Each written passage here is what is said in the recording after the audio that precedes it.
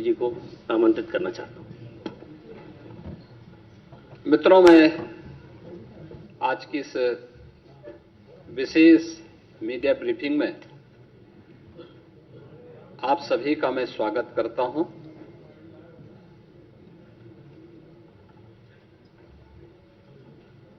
आज वर्ष 26-27 का उत्तर प्रदेश का बजट हमारे माननीय वित्त मंत्री जी के द्वारा सदन में प्रस्तुत किया गया है। उत्तर प्रदेश ने पिछले 9 वर्ष के दौरान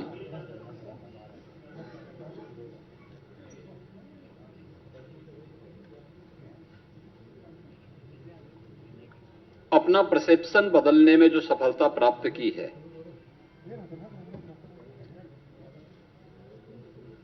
पॉलिसी पैरालिसिस से उभर करके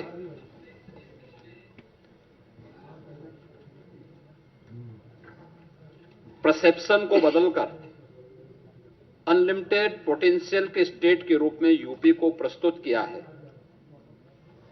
आज का यह बजट उन्हीं भावों का प्रतिनिधित्व भी करता है। आपने देखा होगा कि 9 वर्ष में 3 गुना से अधिक उत्तर प्रदेश का यह बजट बढ़ा है, यानी 9,12,000 करोड़ रुपए से अधिक का अब उत्तर प्रदेश की सबसे बड़ी आबादी का यह बजट आज उत्तर प्रदेश के विधानमंडल में प्रस्तुत हुआ है। और अगर बजट की मैं थीम कहूं तो यह सुरक्षित नारी, सक्षम युवा, खुशहाल किसान और रात को काम, तकनीकी निवेश से समृद्ध होता उत्तर प्रदेश के लिए समर्पित यह बजट 9 वर्ष के नवनिर्माण की एक नई गाथा को देशवासियों के सामने प्रस्तुत करता है।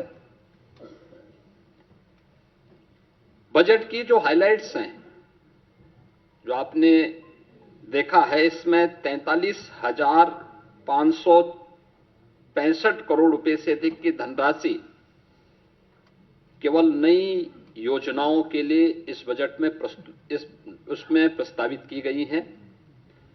दूसरा, 2 लाख करोड़ रुपए से अधिक की राशि कैपिटल एक्सपेंडिचर के लिए है, यानी ये परिसंपत्तियों के नवनिर्माण में, इंफ्रास्ट्रक्चर के डेवलपमेंट में और इकोनॉमी की यानी अर्थव्यवस्था को सुदृढ़ीकरण करने में इसकी बड़ी भूमिका होती है। और यहीं से रोजगार का सृजन भी होता है। ये रोजगार सृजन में भी एक बड़ी भूमिका का निर्वहन करता है। ये बजट का मुख्य हाइलाइट्स है। आपने इस चीज को बजट में देखा होगा। बजट भाषण जब वित्त मंत्री जी पढ़ रहे थे तो उस समय भी आपने इस बात को गौर किया होगा कि बजट में जो हमारी एफआरबीएम की सीमा है, यानी पिछले 9 वर्ष में यह हमारी सरकार का 10वां बजट है और पहली बार हुआ है जब किसी मुख्यमंत्री को 10वां बजट प्रस्तुत करने का अवसर प्राप्त हुआ है यूपी जैसे राज्य में। इससे पहले कभी नहीं हुआ। दूसरा है कि इन 9 वर्षों में एक भी टैक्स नहीं लगाया गया। तीसरा है, यूपी के अंदर जो भी कर चोरी थी, लीकेजेस थे, इन सबको रोक करके कुशल वित्तीय प्रबंधन के माध्यम से बीमारू राज्य से उत्तर प्रदेश को भारत की अर्थव्यवस्था का एक ब्रेक थ्रू के रूप में प्रस्तुत करते हुए रेवेन्यू सरप्लस स्टेट के रूप में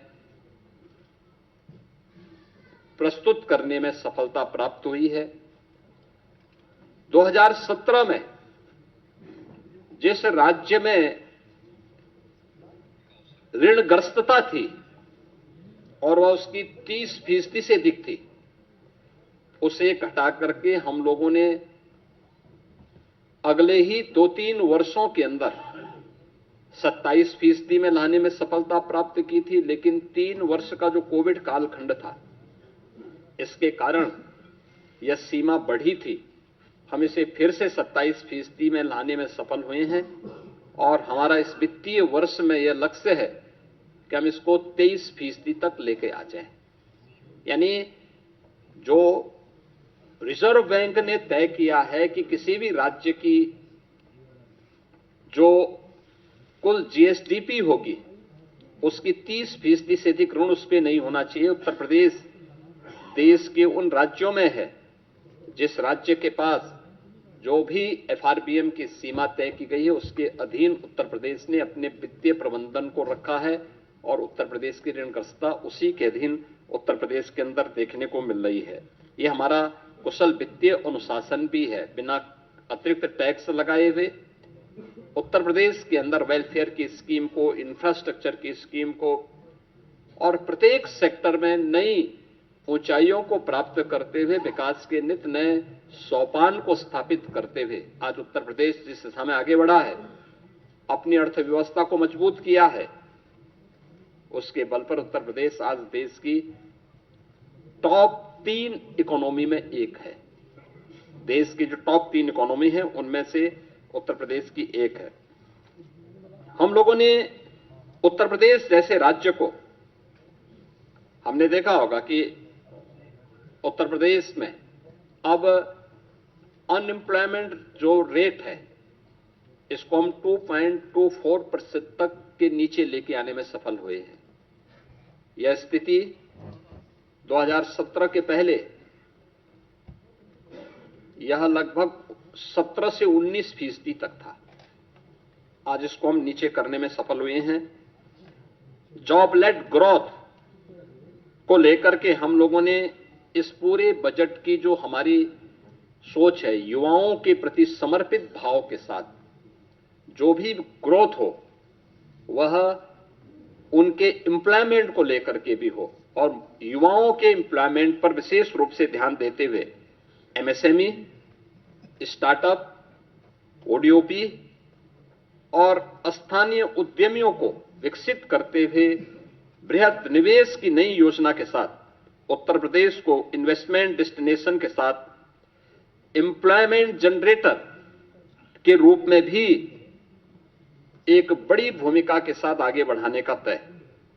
और इसके लिए आपने बजट में इन चीजों को देखा होगा, कैसे उत्तर प्रदेश ने अब उस दिशा में कार्य करना प्रारंभ किया। इमर्जिंग टेक्नोलॉजी को लेकर के आज जो बड़ी घोषणाएं हुई हैं, उन बड़ी घोषणाओं में जो बहुत महत्वपूर्ण सेक्टर है कि उत्तर प्रदेश सरकार जहां पे चल रहा है, आपने देखा होगा उत्तर प्रदेश राज्य में हमेशा इस बात को देखने को मिलता था कि अलग अलग विभाग अलग अलग समय में अलग अलग डाटा प्रस्तुत करते थे। हमारी सरकार ने तय किया है कि हम यूपी के अंदर एक स्टेट डाटा अथॉरिटी का गठन करेंगे। स्टेट डाटा अथॉरिटी या उत्तर प्रदेश के अंदर रियल टाइम डाटा और उसकी रियल टाइम मॉनिटरिंग के साथ साथ उसके लिए भविष्य की योजनाओं को आगे बढ़ाने में भी एक बड़ी भूमिका का निर्वहन करेगा। बजट की जो हाइलाइट्स हैं उनमें से ये भी है। दूसरा, इमर्जिंग टेक्नोलॉजी के लिए आर्टिफिशियल इंटेलिजेंस या अन्य सेक्टर में कार्य करने के लिए डाटा सेंटर क्लस्टर की स्थापना, यह भी बजट में इसका प्रावधान, इसके लिए भी धनराशि की व्यवस्था की गई है। मेडटेक और डीपटेक के लिए EI मिशन की घोषणा, यह भी इस बजट के अंदर है, जिससे युवाओं के लिए स्किल युवा को अधिक से अधिक जॉब हम उपलब्ध करवा सकें, इसके लिए उनकी स्किलिंग की प्लानिंग भी इस बजट में उसका महिला उद्यमी उत्पाद और विपणन केंद्र के रूप में उसे विकसित करना, सी मार्ट के रूप में लोकल स्तर पर एसएचजीज के माध्यम से उन महिलाओं को प्रोत्साहित करने के लिए एक बड़ी घोषणा यह भी है जिसमें स्थानीय स्तर की महिलाएं एसएचजीज के माध्यम से जो अपना लोकल गांव में शहरी क्षेत्र में अपना प्रोडक्ट बनाती हैं, महिला स्वयंसेवी समूहों को प्रोत्साहित करने के लिए स्कीम एक महत्वपूर्ण भूमिका का निर्वहन करेगा। City economic zone SCR, Kashi Mirzapur economic zone, Prayagraj Chitrakoot economic zone, Kanpur Jhansi economic zone, ये क्लस्टर डेवलप करने की एक नई कार्रवाई को आगे बढ़ाने के लिए भी बजट में प्रावधान किया गया है। और ईज ऑफ डूइंग बिजनेस के बाद जन विश्वास सिद्धांत, देखिए बहुत महत्वपूर्ण बात है यह जन विश्वास सिद्धांत, ईज ऑफ डूइंग बिजनेस। हम 17 में जब आए थे, यूपी का ईज ऑफ डूइंग बिजनेस में जो रैंकिंग थी वह लगभग 13-14 पे रैंकिंग थी हमारी। हम लोगों ने पहले 3 वर्ष के अंदर इसको नंबर 2 पर लाने में सफलता प्राप्त की। फिर यूपी ने चीफ अचीवर स्टेट के रूप में अपने आप को स्थापित किया। अब हम जन विश्वास सिद्धांत के रूप में निवेश करने वाले निवेशक को सिंगल विंडो सचमुच दिखाई दे, इसके लिए उन सभी चीजों में रिलैक्स करना, रजिस्ट्रेशन, लाइसेंसिंग आदि की कार्रवाई को अधिक सरल और सहज बनाने के लिए हमें इस दिशा में आगे कार्य कर, इस दिशा में इसको अब लागू करने की दिशा में यूपी आगे बढ़ा है। प्रदेश में डिजिटल एंटरप्रेन्योरशिप योजना, इस स्कीम को भी यूपी ने आगे बढ़ाने की दिशा में इस बजट में इस पर कार्य किया है। लेकिन इन सभी पर हमें सफलता तब मिली है जब प्रदेश के अंदर उस प्रकार के वातावरण को बनाने में हमें सफलता प्राप्त हुई। खासतौर पर उसके लिए प्रयास किए गए रूल ऑफ लॉ, यही रियल ग्रोथ है, यही उसकी गारंटी है। यानी rule of law real growth की गारंटी है। हर व्यक्ति सुरक्षा की गारंटी चाहता है और वह गारंटी आज यूपी दे रहा है। सुरक्षा है, स्मार्ट पुलिसिंग है और त्वरित न्याय व्यवस्था। यह नागरिकों को भी और निवेशकों को भी दोनों को सुरक्षित और एक भरोसेमंद वातावरण देने में एक बड़ी भूमिका का निर्वहन करता है। इससे प्रदेश में एम्प्लॉयमेंट क्रिएट हुआ है दोनों स्तर पर। अब कोई सोच सकता था यूपी में 50 लाख करोड़ रुपए से अधिक का निवेश के प्रस्ताव आएंगे? यूपी का मृतप्राय सा हो गया एमएसएमई सेक्टर, फिर से ग्रोथ करके 3 करोड़ से अधिक नौजवानों के लिए नौकरी और रोजगार की संभावनाओं को विकसित करेगा। आज ये यूपी में संभव हो रहा है, आज ये यूपी में दिखाई दे रहा है, यूपी में हुआ है। और उसी दिशा में ये बजट इमर्जिंग टेक्नोलॉजी को फोकस करते हुए आज यहां पे प्रस्तुत किया गया है। इस बजट में कुछ अन्य सेक्टर को भी छुआ गया। अन्नदाता किसान, अन्नदाता किसान भारत जैसे कृषि प्रधान देश की अर्थव्यवस्था और उसके विकास की धुरी है। हमारा यह मानना है कि अन्नदाता किसान, यह अन्नदाता केवल लाभार्थी नहीं है, यह विकास का भागीदार है। अब अन्नदाता से उसे उद्यमी बनाने की दिशा में नए प्रयास क्या हो सकते हैं, इस दिशा में एक नए प्रयास, इस विकास की यात्रा में प्रदेश का अन्नदाता भी सक्रिय साझेदार बने, इस देश से कृषि को इनकम बेस्ड और वैल्यू एडिशन मॉडल के रूप में प्रस्तुत करने के लिए इस बजट में उसका प्रावधान किया गया है। इसके अलावा कृषि विभाग में डीजल पंप सेट को, जो भी प्रदेश के अंदर आपने देखा होगा, हम लोगों ने सिंचाई की क्षमता का विस्तार किया है। 40 लाख के आसपास ट्यूबवेल ऐसे थे जिनमें से 16 लाख ट्यूबवेल जिनका इलेक्ट्रिफिकेशन पहले से था। हमने उन्हें फ्री बिजली की व्यवस्था की, लेकिन 23 लाख ट्यूबवेल्स ऐसे थे जो डीजल से संचालित हो रहे हैं। उन्हें फेज वाइज सोलर के साथ जोड़ने की एक बड़ी स्कीम के लिए हम लोगों ने इस बजट में घोषणा की है। ये सोलर पैनल क्लस्टर रूप में भी और इंडिविजुअल रूप में भी हम उसको आगे बढ़ाएंगे। पीएम कुसुम योजना का लाभ भी उसके साथ जोड़ेंगे और इसके तहत एक बड़ी स्कीम की घोषणा इस बजट में हुई है, जिसमें अनुसूचित जाति, जनजाति, महिला और लघु सीमांत किसानों को 90% अनुदान और अन्य किसानों के लिए 80% किसान इसमें सब्सिडी की घोषणा हम लोगों ने की है। दूसरा है अंतर्राष्ट्रीय महिला किसान वर्ष 26 के तहत नाबार्ड ने किसान के साथ एफपीओज हेतु भी एक रिवॉल्विंग फंड की व्यवस्था, यानी जो एफपीओज संचालित करते हैं उन एफपीओज के लिए भी उन्हें अतिरिक्त सुविधा और उसको फैसिलिटेट किया जा सके, इस दिशा से भी सरकार ने बजट में घोषणा की है।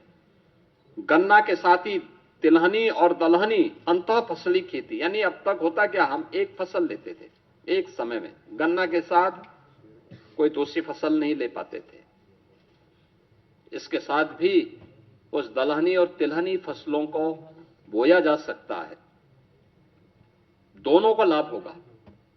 लेकिन इससे पहले कुछ प्रगतिशील किसानों को हम लोगों ने प्रोत्साहित किया, लेकिन इस बजट में हम लोगों ने इसके लिए अच्छा प्रावधान किया है और यूपी के किसानों का जो प्रोडक्ट है वह एक्सपोर्ट हो सके, इसके लिए एग्री एक्सपोर्ट हब्स के रूप में हम लोगों ने नोएडा इंटरनेशनल एयरपोर्ट को विकसित करने की कार्रवाई आगे की है।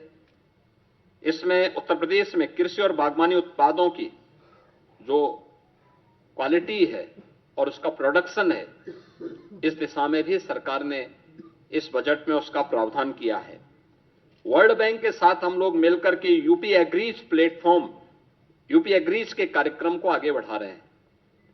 हम लोगों ने इसके विस्तार की व्यवस्था भी की है और इसको एआई टूल्स के साथ जोड़ने की, यानी आर्टिफिशियल इंटेलिजेंस का उपयोग यहां पे कैसे हम कर सकते हैं, इसके बारे में भी एक बड़ी घोषणा इसमें की गई है। विश्व की सबसे बड़ी अन्न भंडारण योजना, इसमें उत्तर प्रदेश में इस बार हम लोगों ने बजट में 2 लाख मीट्रिक टन अतिरिक्त खाद्यान्न भंडारण की क्षमता विकसित करने का टारगेट भी तय किया है। यानी स्टॉक यहां पे प्रदेश के अंदर वेयर हाउसिंग का निर्माण हो, बड़े बड़े गोदाम बने, इसके लिए विशेष सब्सिडी की व्यवस्था, इसके लिए हमारी पहले से पॉलिसी है। उस पॉलिसी के दायरे में जो भी निवेश करना चाहेगा उसको हम प्रोत्साहित करेंगे और ये इस भी स्कीम हम लोगों ने दी है। इसके अलावा पशुओं को बीमा सुरक्षा देने के उद्देश्य से मुख्यमंत्री जोखिम प्रबंधन और पशुधन बीमा योजना में भी हम लोगों ने एक प्रावधान किया है, जिसमें 85% तक जो प्रीमियम होगी वह सरकार देगी और सरकार ने उसके लिए व्यवस्था की है। प्रदेश में मछुआरों को बेहतर मूल्य दिलाने के लिए state of art wholesale fish mandi और फिश प्रोसेसिंग सेंटर के लिए भी धनराशि की व्यवस्था स्टेट में की है। लैंड ऑफ स्टेट में यूपी की प्रगति इस दिशा में देश के अंदर अग्रणी राज्यों में है और इस दिशा में उस जो कार्य करने की संभावनाएं हैं, इसमें वर्ल्ड फिशरीज प्रोजेक्ट सेंटर की स्थापना का भी एक बड़े कार्यक्रम को हम आगे बढ़ा रहे हैं, जिसको एक सेंटर ऑफ एक्सीलेंस के रूप में विकसित करने की कार्रवाई को भी व्यवस्था की है।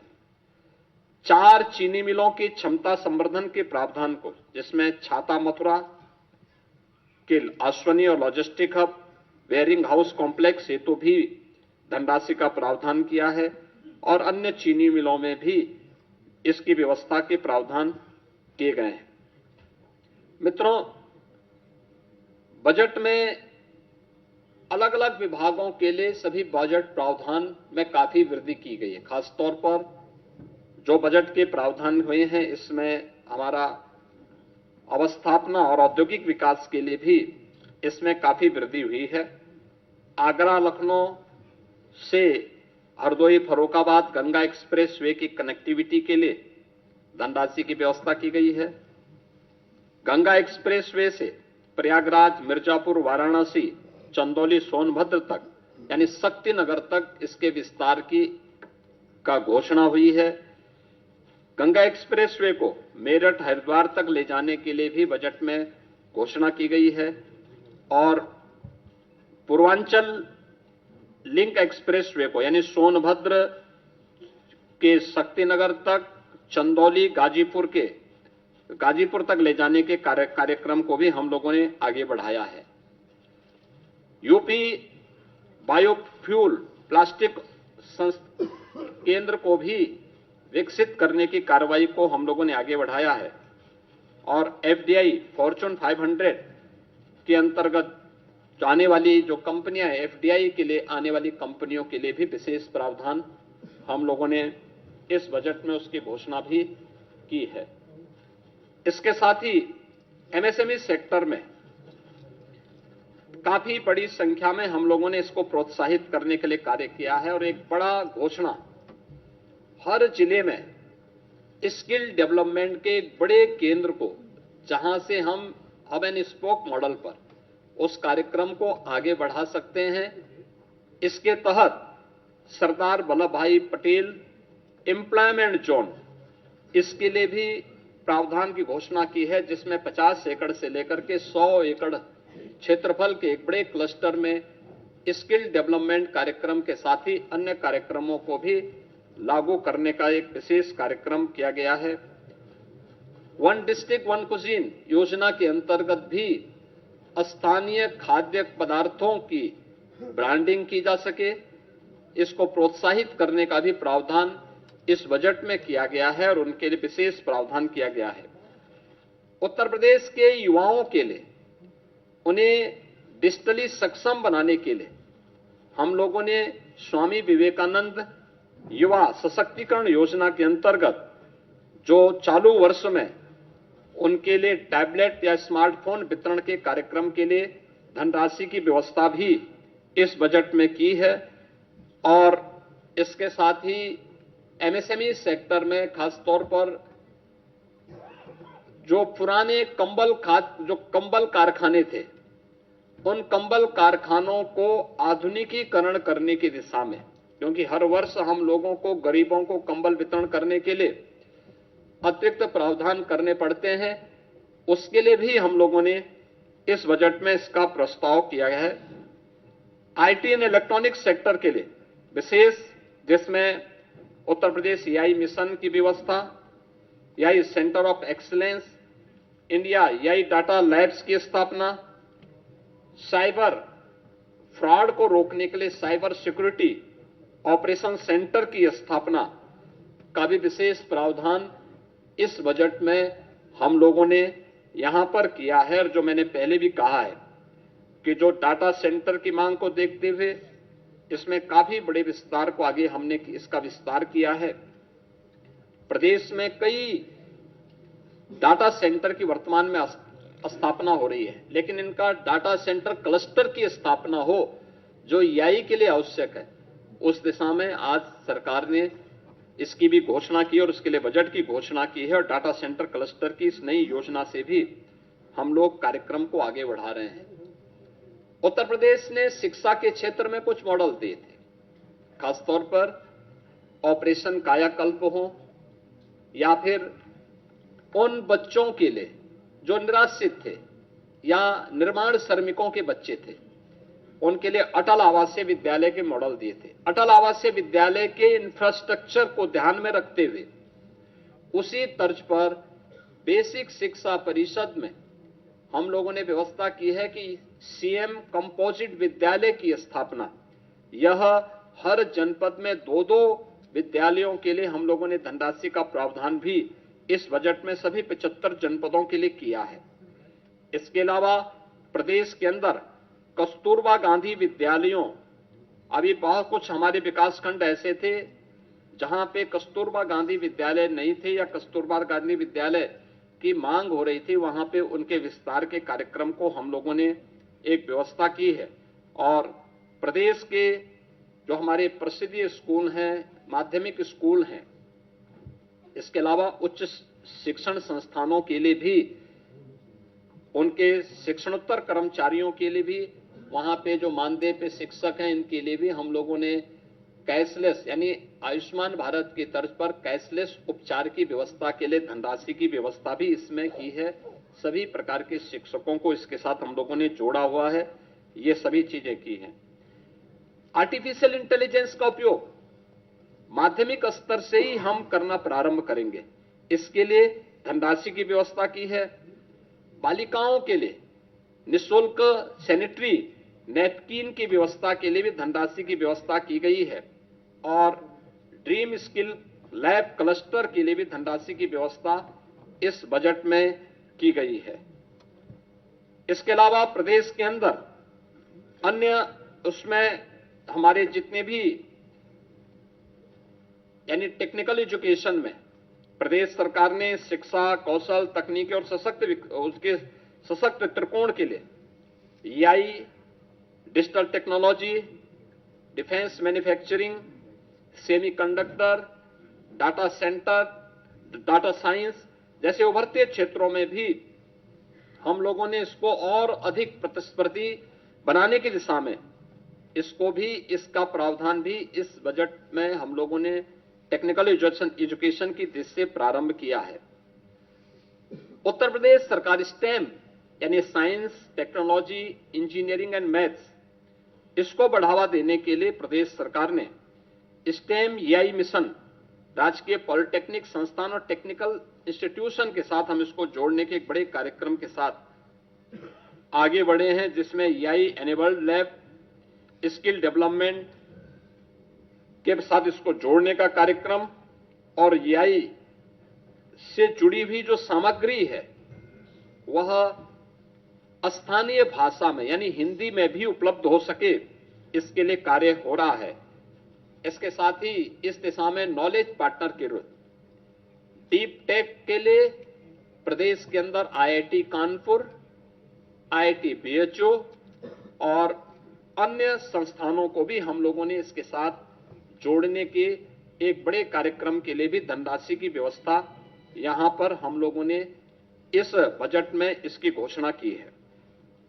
प्रदेश में महिलाओं की सुरक्षा, उनके स्वावलंबन और उनके सम्मान से जुड़ी हुई कार्यक्रम को भी हम लोगों ने E-क्यूब के रूप में एम्प्लॉयमेंट, एंटरप्राइज और एक्सीलेंस की यात्रा को जोड़ते हुए पिछले 9 वर्ष में महिला श्रम बल उत्तर प्रदेश के अंदर 13% से बढ़कर के 36% हुआ है। इसको और अधिक बढ़ाने की दिशा में उत्तर प्रदेश सरकार ने एक विशेष महिला उद्यमी उत्पाद विपणन योजना, इसके लिए धनराशि की व्यवस्था की है, जो अभी यूनियन बजट में C-मार्ट की तर्ज पर कार्य करेगा। इसके अलावा महिला उद्यमी क्रेडिट कार्ड की योजना भी घोषित की गई है, जिसमें महिलाओं की आय बढ़ाने, लखपति दीदी के लक्ष्य को आगे बढ़ाने, ब्याज मुक्त पूंजी उपलब्ध कराने हेतु यानी उन्हें छोटी छोटी योजनाओं के लिए ब्याज पर किसी बैंक से या किसी ऐसे व्यक्ति से उनको ब्याज न लेना पड़े जहां वह कर्ज के नीचे दबे, उसे ब्याज मुक्त ऋण की सुविधा उपलब्ध हो सके, इसके लिए धनराशि की व्यवस्था की गई है। और कामकाजी महिलाओं के लिए हम लोग हर जनपद स्तर पर उनके लिए श्रमजीवी महिला छात्रावास का विकास का निर्माण कर सकें, इस दिशा में भी धनराशि की व्यवस्था की गई है। युवाओं के लिए एक अन्य प्रावधान इस बजट में किया गया है जो अत्यंत महत्वपूर्ण है, और वह है one commissionary, 1 divisional headquarter, 1 sports college, यानी 18 कमिश्नरी हेडक्वार्टर हैं उत्तर प्रदेश के अंदर। हर एक में एक स्पोर्ट्स कॉलेज भी होगा। उत्तर प्रदेश सरकार पहले से ही हॉकी के जादूगर मेजर ध्यानचंद जी के नाम पर हम लोग मेरठ में स्पोर्ट्स यूनिवर्सिटी का निर्माण कर रहे हैं, जो अप्रैल मई तक बनकर के तैयार हो जाएगा। उसमें सत्र प्रारंभ हो चुके हैं।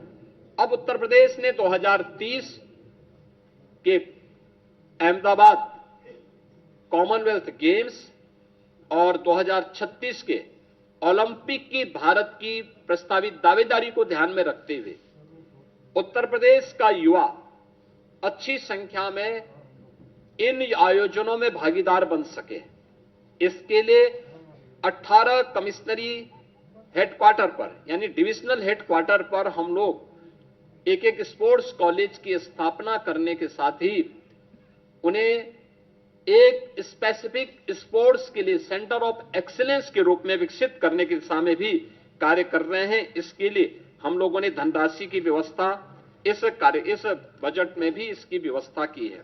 बाकी अन्य धनराशि की व्यवस्था हर ग्राम पंचायत स्तर पर ओपन जिम के निर्माण के लिए उसकी प्राथमिकता के साथ जोड़ा है। वहां पर अन्य कार्यक्रमों को भी विकसित करने के लिए खेल के मैदान का हो, मिनी स्टेडियम का हो, स्टेडियम के निर्माण का हो, खेलो इंडिया कार्यक्रम के अंतर्गत भी इन्हें विकसित करने की दिशा में भारत सरकार के साथ मिलकर के हम लोग इन कार्यक्रमों को आगे बढ़ाने का कार्यक्रम स्पोर्ट्स के माध्यम से कर रहे हैं। प्रदेश के अंदर पर्यटन सुविधाओं के विकास के लिए उत्तर प्रदेश ने एक लंबी छलांग लगाई है। 2017 के पहले सुरक्षा का वातावरण नहीं था, अच्छा इंफ्रास्ट्रक्चर नहीं था। उत्तर प्रदेश का परसेप्शन देश और दुनिया के अंदर खराब होने के कारण यहां पे न पर्यटन सुविधाएं थी और न ही उसके विकास के लिए सरकार की रुचि थी, न सुरक्षा था, तो कोई आने का प्रयास नहीं करता था।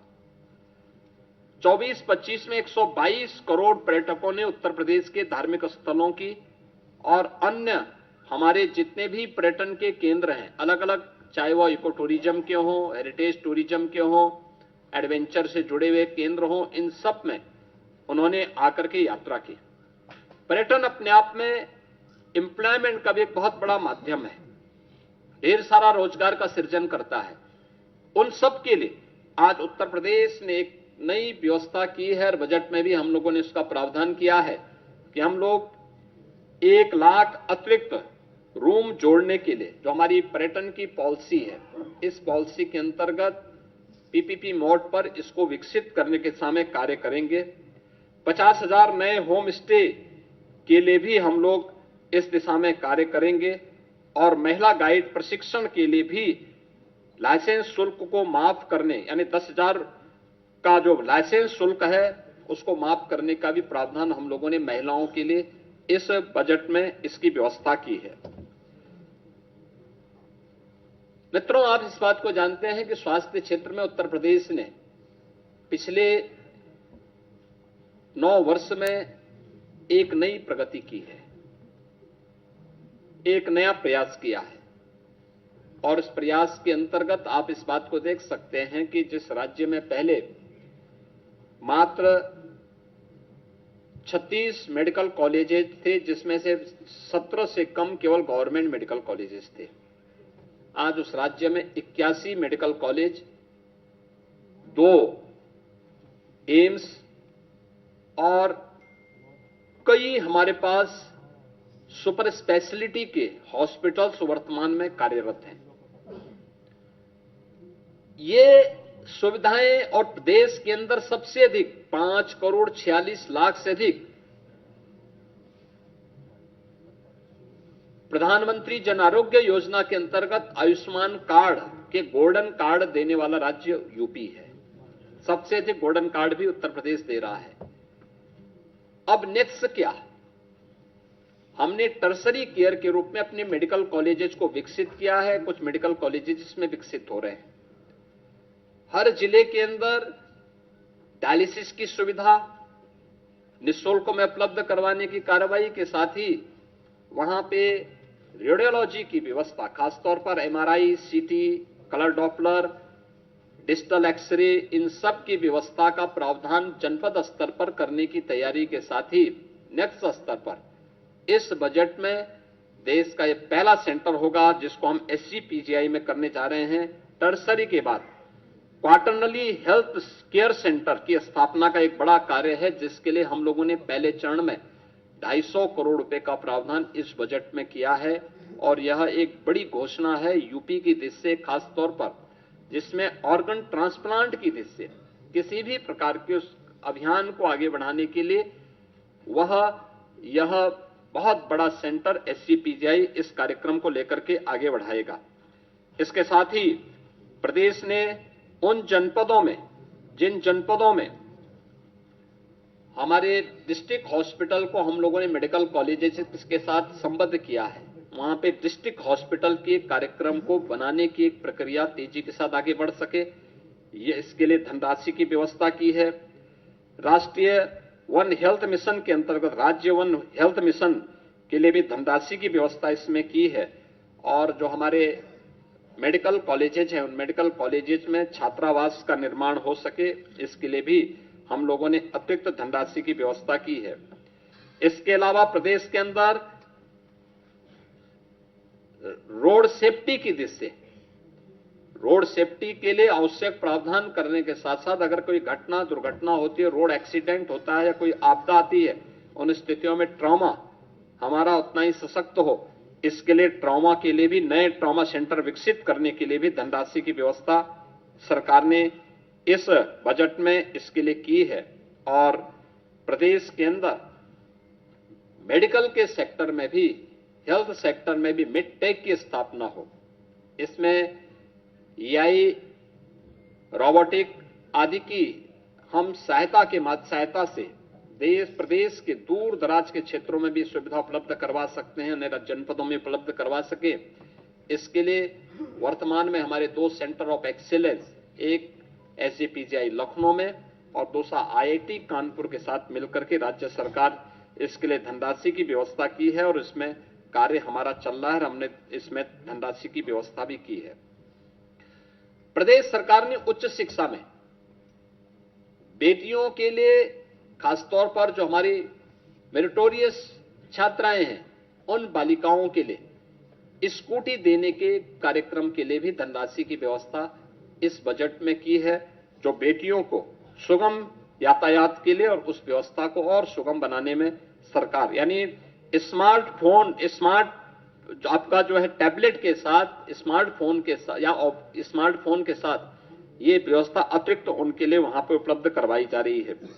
इसके अलावा प्रदेश के अंदर हम लोगों ने दिव्यांगजन कल्याण के अंतर्गत स्कूल में या कोई ट्रेनिंग ले रही दिव्यांग छात्रा के लिए ई ट्राईसाइकिल यानी मोटराइज्ड ट्राईसाइकिल उपलब्ध करवाने के लिए भी एक व्यवस्था की है।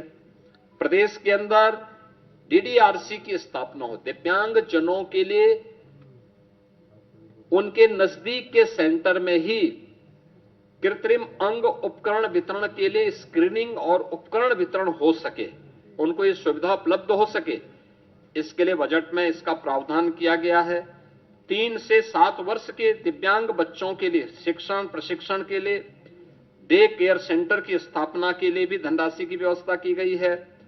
और अन्य जनपदों की दृष्टि से, खासतौर पर कुछ जनपद हैं अयोध्या, मथुरा, झांसी, मुजफ्फरनगर, देवरिया, जौनपुर, जहां पे समेकित विशेष माध्यमिक विद्यालयों के स्थित दिव्यांग जनों के लिए विद्यालय होते हैं, इसके निर्माण की कार्रवाई को भी इसमें हमने इसकी व्यवस्था इसके साथ की है।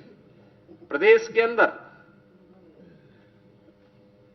यानी ये इस दिव्यांग बच्चों के प्रशिक्षण के लिए भी अन्य 9 जनपदों में भी गोरखपुर, वाराणसी, प्रयागराज, अयोध्या, लखनऊ, बरेली, झांसी, मेरठ और आगरा में यहां पे विशेष जो दिव्यांगजन बच्चे 3 वर्ष से लेकर 7 वर्ष तक के बच्चे, उनके प्रशिक्षण और उनके शिक्षण के लिए विशेष एक प्रावधान इसमें भी किया गया है। इसमें प्रदेश ने यह भी एक नए कार्यक्रम को आगे बढ़ाने का कार्य किया है। मित्रों, जो मैंने पहले भी कहा, आज का यह बजट एक विकसित भारत की आदरणीय प्रधानमंत्री जी की उन संकल्पनाओं को समर्पित है जो 2047 के लक्ष्य को प्राप्त करने की दिशा में तेजी के साथ अग्रसर हो रहा है।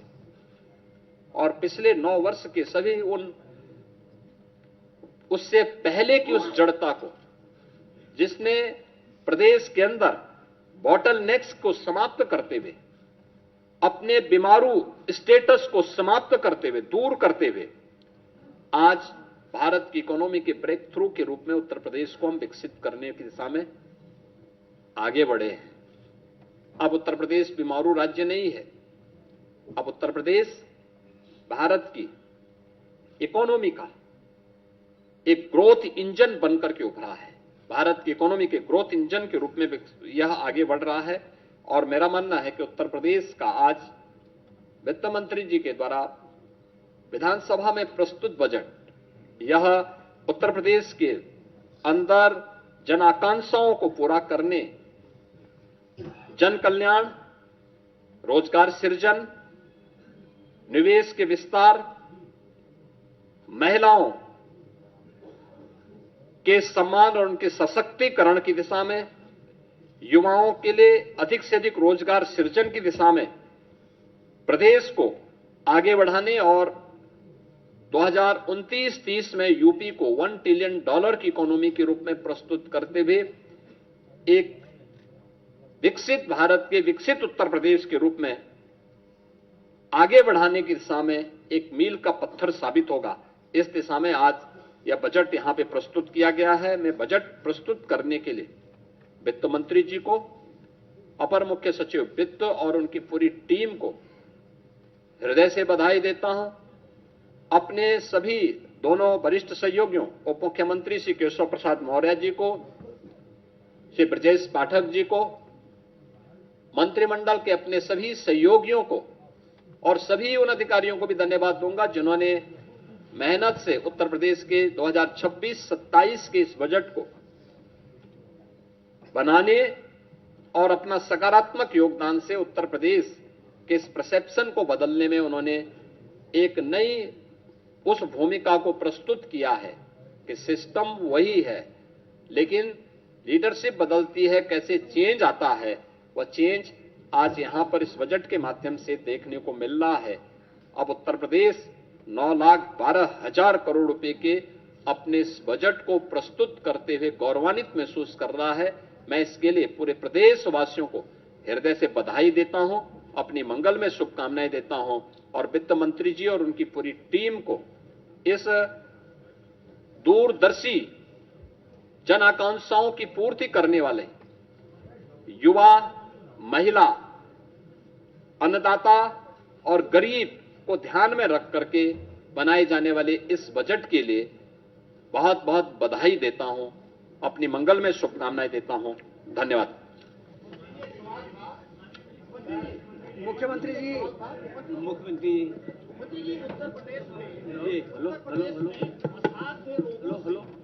हर वर्ष लाखों लोगों की मौत होती है। हालांकि आप अपनी झोली खोल देते हैं, लेकिन क्या बजट में ऐसा कोई प्रावधान होना चाहिए ताकि तकरीबन 20,000 या 10,000 करोड़ रुपए उन असाध्य रोगों के इलाज के लिए खर्च किए जाएं? हालांकि मेडिकल का बजट आपने बढ़ाया। देखिए, पहले से व्यवस्था है, पहले से है। मैंने कहा ना कि उत्तर प्रदेश में बल्कि देश में स्वास्थ्य के लिए जो पहले व्यवस्था थी, 2019 में प्रधानमंत्री जी ने देशवासियों को प्रधानमंत्री जन आरोग्य योजना के अंतर्गत जोड़ने का काम किया था। 50 करोड़ लोग पूरे देश के अंदर जुड़े थे और उत्तर प्रदेश के अंदर भी एक बड़ी आबादी आयुष्मान भारत के साथ जुड़ी थी। इसके साथ ही उत्तर प्रदेश में जो लोग उससे वंचित थे लेकिन जरूरतमंद थे, उनको हम लोगों ने मुख्यमंत्री जन आरोग्य योजना के माध्यम से जोड़ा। मुख्यमंत्री राहत कोष से भी हम उनको पैसा उपलब्ध करवाते हैं जो अन्य जरूरतमंद हैं, जो उससे कवर नहीं हो पा रहे हैं। इसके साथ ही उत्तर प्रदेश के अंदर स्वास्थ्य सेवाओं के विस्तार ने, ये स्वास्थ्य सेवाएं फ्री में स्वास्थ्य की सुविधा उपलब्ध करवाती हैं। हमारे पीएचसी, सीएचसी, डिस्ट्रिक्ट हॉस्पिटल हर सप्ताह स्क्रीनिंग करने के लिए और उपचार के लिए मुख्यमंत्री आरोग्य मेला भी हर पीएससी स्तर पर लगते हैं, जिसमें हमारे विशेषज्ञ चिकित्सक भी वहां उपस्थित होकर के ये सुविधा वहां उपलब्ध करवाते हैं। ये सभी उपलब्ध करवाने के साथ ही बहुत सारे सेक्टर ऐसे हैं जिस पे कार्य हुआ है और उसी कार्य की दिशा में आज के इस बजट में प्रावधान किया गया है। आपने देखा होगा कि 2024 में केंद्र सरकार ने 70 वर्ष से ऊपर के प्रत्येक व्यक्ति को, चाहे वह कोई भी है, किसी भी इनकम ग्रुप का है, उसको 5 लाख रुपए सालाना स्वास्थ्य की सुविधा उपलब्ध करवाई है। उसमें कहीं कोई दिक्कत नहीं। उससे नीचे के लिए भी प्रावधान किया गया है और उस दिशा में हम लोगों ने जो कैशलेस शिक्षकों को दिया है, अन्य जो हमारी आशा वर्कर हैं, आंगनबाड़ी है, एएनएम है, शिक्षा मित्र हैं, अनुदेशक हैं, इन सबको भी हम लोग उसके साथ जोड़ने जा रहे हैं। हाँ, ये सभी उसके साथ जुड़ चुकी हैं। बाकी अन्य लोगों के लिए भी फ्री में उपचार की व्यवस्था भी है और मुख्यमंत्री राहत कोष से भी उनके लिए प्रावधान की व्यवस्था नहीं। आप 20,000 की बात कर रहे हैं, हम 5 लाख रुपए दे रहे हैं सुविधा में इसमें। मुख्यमंत्री जी, उच्च शिक्षण मुख्यमंत्री जी एक सवाल ये है, मुख्यमंत्री जी 10वां बजट प्रस्तुत करने के लिए, शानदार बजट प्रस्तुत करने के लिए आपको बधाई, लेकिन पत्रकारों को भी एक आग्रह आपसे करना है, क्या किया जा सकता है?